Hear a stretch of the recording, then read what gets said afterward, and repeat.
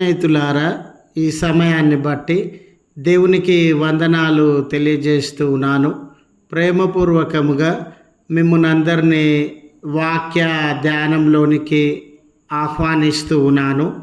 త్యాగము అనే ఆలోచనను మీతో కూడా పంచుకోవడానికి ఇష్టపడుతూ ఉన్నాను కనుక దేవుని యొక్క వాక్యమును మీరు ముగింపు వరకు ఆలకించాలని మీ కుటుంబ సభ్యులతోనూ తోటి విశ్వాసులతోనూ ఈ వీడియో షేర్ చేసుకోవాలని మీ ప్రార్థన మనవులు ఎట్టివైనను కామెంట్స్ రూపంలో తెలియజేయండి. నమ్మకంగా మీ కొరకు ప్రార్థిస్తాము. ఈ వీడియో మీ ఆధ్యాత్మిక జీవితములకు ఉపయోగకరంగా ఉంది అని మీకు అనిపిస్తే దయచేసి ఈ ఛానల్ను సబ్స్క్రైబ్ చేసుకునవలసినదిగా మనవి చేస్తూ ఉన్నాను. లేఖనము ఎస్తేరు గ్రంథము 5వ అధ్యాయము 16వ వచనము, ప్రవేశించుట న్యాయ వ్యతిరిక్తముగా నున్నను, నేను రాజునొద్దకు ప్రవేశించెదను, నేను నశించెదను. స్నేహితులారా, మనం జీవితంలో ఎదగడానికి, ఫలించడానికి, ఉన్నతమైనటువంటి స్థితిగతులను అనుభవించడానికి ఎంతోమంది మన జీవితము బాగుపడాలని త్యాగము చేసినటువంటి వారు, సహాయము చేసినటువంటి వారుగా ఉండవచ్చు. ఎవరి సహాయం లేకుండా, ఎవరి త్యాగము లేకుండా మన జీవితంలో బాగుపడడం అనేది అసాధ్యమైనటువంటి విషయం.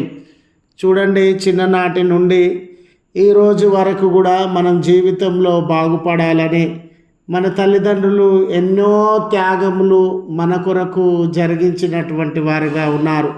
వారి జీవితములను త్యాగం చేయడం వలననే ఈనాడు ఒక ఎదిగిన స్థితిలో, ఫలించిన స్థితిలో మనము జీవించేటటువంటి వారంగా ఉన్నాం.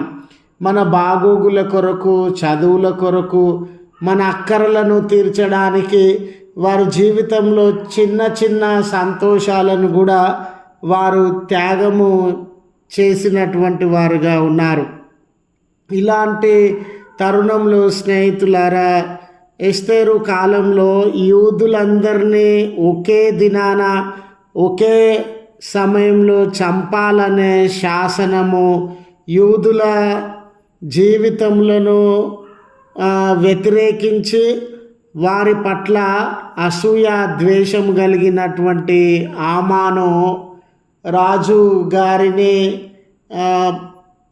ప్రోత్సహించి, లేక రాజుగారిని మభ్యపెట్టి ఆ శాసనమును సృష్టించినటువంటి వాడుగా ఉండినాడు.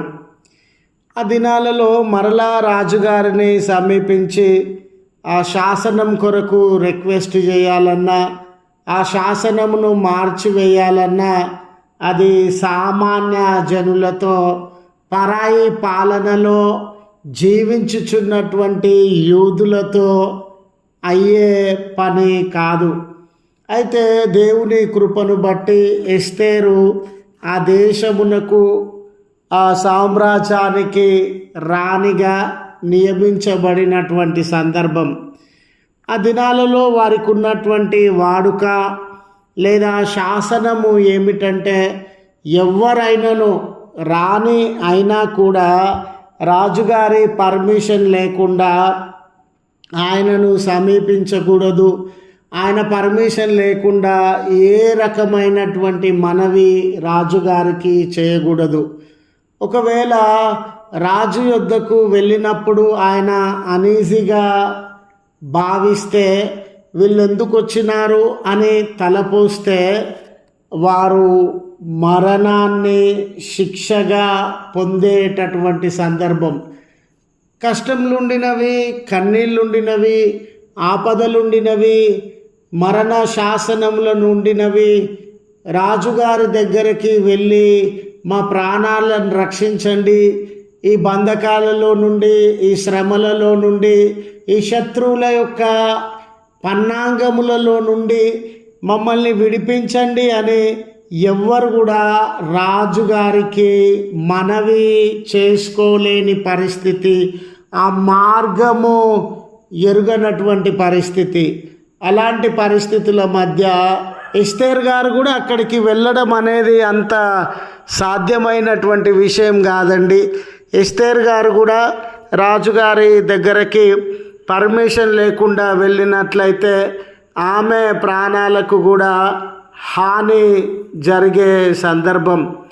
అయినా కూడా ఎస్తేర్ గారు తన ప్రాణాలను మరణంలో నుండి, తన ప్రజల ప్రాణాలను మరణంలో నుండి, తన ప్రజలను ఆ మరణ శాసనం నుండి తప్పించడానికి, తన జీవితాన్ని త్యాగం చేయడానికి, తన ప్రాణాలను త్యాగం చేయడానికి సిద్ధపడి రాజుగారి వద్దకు వెళ్ళి, మరి శిక్షను కాదండి, రాజుగారి యొక్క కనికరాన్ని పొంది ఆ శాసనం నుండి వారిని విడిపించినటువంటిదిగా ఉండింది.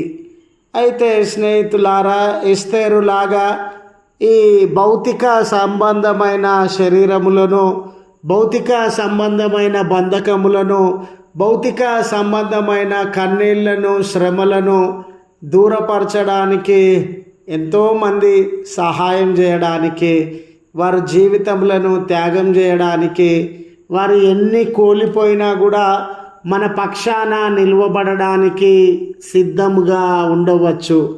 అయితే మనం కలిగి ఉన్నటువంటి పాపబంధకములను, మనం కలిగి ఉన్నటువంటి శాపబంధకములను, మనము నరకమునకు లోనైనటువంటి స్థితిని మార్చగలిగినటువంటి శక్తి మనుషులలో ఎవ్వరికీ లేదండి. ఈ దినాన ప్రభుల వారినే ఎందుకు మనము కొనియాడుతూ ఉన్నాం, ఆయన సిలువను గురించి ఎందుకు మనం ధ్యానిస్తూ ఉన్నాం అనంటే, ఏ మానవుడు అందించలేనటువంటి విమోచనను, పాప బంధకముల నుండి, సాతాను యొక్క చెర నుండి ఆయన సిలువ యందు తన జీవితాన్ని, ప్రాణమును త్యాగము చేయుట వలన అందించినటువంటి వాడుగా ఉన్నాడు. అందుకే ఈ మండల కాలం అంతటిలో ఆయన సిలువను గురించి ధ్యానించేటటువంటి వారంగా, ప్రార్థించేటటువంటి వారంగా ఉన్నామని.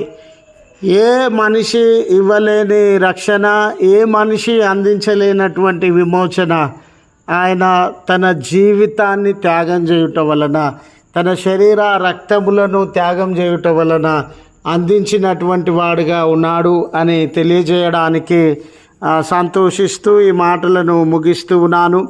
ప్రార్థించుదము. కృపగల తండ్రి, ప్రేమగల మా రక్షక, మీ పరిశుద్ధ ఉన్నతమైన నామమునకు కృతజ్ఞతలయ్యా. నిజమే, ఈ లోకంలో మంచివారు లేరని కాదయ్యా, త్యాగము చేయగలిగినటువంటి వారు లేదు అనే కాదయ్యా. చాలామంది మమ్మల్ని ప్రేమించేవారు ఉండవచ్చు, మా పక్షాన నిలవబడేటటువంటి వారు ఉండవచ్చు, మా కొరకు సమస్తాన్ని కోల్పోవడానికి సిద్ధపడినటువంటి వారు కూడా ఉండవచ్చు. అయితే వారిలో ఎవ్వరు కూడా మా పాప బంధకముల నుండి, శాప బంధకముల నుండి, సాతాను చెరల నుండి, ఈ చీకటి బంధకముల నుండి విడిపించలేరయ్యా. ఆ శక్తి ఏ మానవునికి లేదు. పవిత్రుడమైనటువంటి మీకే అటువంటి శక్తి ఉండినదని ఎరిగి మీకు కృతజ్ఞతలు చెల్లిస్తూ ఉన్నాం. మమ్మల్ని విమోచించండి, కనికరించండి, మీ దయ కుమ్మరించండి. మీ త్యాగం గురించి తలపోస్తుండగా ఉన్నతమైన కార్యములను మా జీవితంలో జరిగించి మమ్మల్ని హెచ్చించి బలపరిచి, మా బలహీనతల నుండి, శ్రమల నుండి, బంధకముల నుండి, కన్నీళ్ళ నుండి మీ నామమును విమోచించి బలపరచుమని క్రీస్తు పేరట వేడుకొనుచు నాము తండ్రి, కుమార, పరిశుద్ధాత్మ త్రియేక దేవుని దీవెన మనకు తోడై ఉండి మనలను కాపాడును గాక. ఆమెన్.